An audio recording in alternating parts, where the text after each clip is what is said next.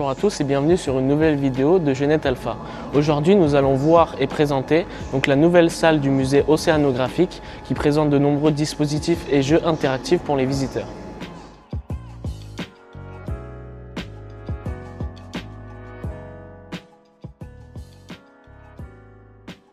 La visite que nous allons vous présenter s'articule autour d'un bateau de 27 mètres de long, 3,30 m de hauteur. C'est une pièce maîtresse et symbolique d'une tradition maritime centenaire. Un outil indispensable aux grandes explorations et aux grandes découvertes scientifiques. Les différents modules interactifs proposés aux visiteurs nous montrent aussi un aperçu de la vie à bord des navires présentés. Tout d'abord, voici un monoculaire qui ressemble à un microscope optique et qui présente une série de diapositives avec un fort grossissement sur le plancton. On peut aussi voir de grandes tablettes dotées d'un écran tactile qui vise à mettre le visiteur dans la peau de l'artiste. Un artiste qui réalisait des croquis des animaux récoltés et notait les couleurs véritables avant qu'elles ne disparaissent. Ainsi, le temps est limité pour colorier l'animal. Ces mêmes tablettes sont utilisées pour un jeu concernant les flotteurs, dont le trajet a permis au prince Albert Ier de mettre en place la carte des courants marins de l'Atlantique Nord, ainsi que celle du Gulf Stream, qui est un courant océanique transportant de l'eau chaude depuis une zone comprise entre la Floride et les Bahamas, et en direction des plus hautes latitudes, en remontant le long du littoral européen, pour enfin se diluer au large des côtes groenlandaises. Par la suite, on traverse le grand laboratoire de la Seconde Hirondelle, qui fut le dernier navire du prince Albert Ier. Le mobilier, les tables, les portes, les fenêtres et tous les autres objets sont tous d'origine. De nombreuses expériences scientifiques y furent menées qui ont permis de faire avancer les recherches du prince et de son équipe. Cette tablette nous présente les différents membres de l'équipage de la princesse Alice, navire du prince Albert Ier, ainsi que de leurs rôles respectifs.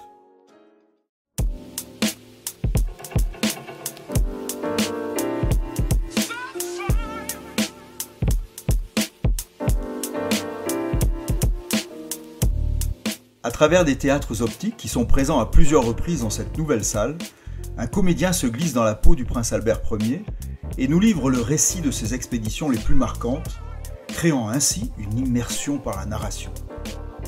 De plus, on a une maquette très détaillée de la princesse Alice.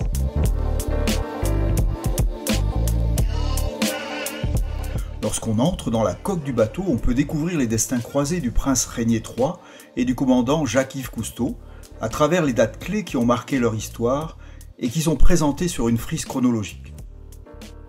À côté, des photos, des séquences filmées qui viennent illustrer l'histoire sous la forme d'un hologramme. Dans cette partie, nous traversons un tunnel sous-marin composé de 32 écrans qui nous offrent une expérience immersive à 300 mètres de profondeur.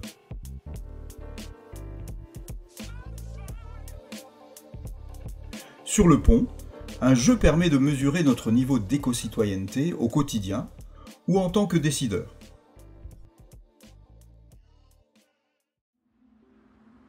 Sous le haut patronat de son Altesse Sérénissime le prince Albert II, la principauté de Monaco participe activement à la sensibilisation et à la protection des océans, grâce à la diversité et la complémentarité des institutions monégasques unies pour cette cause.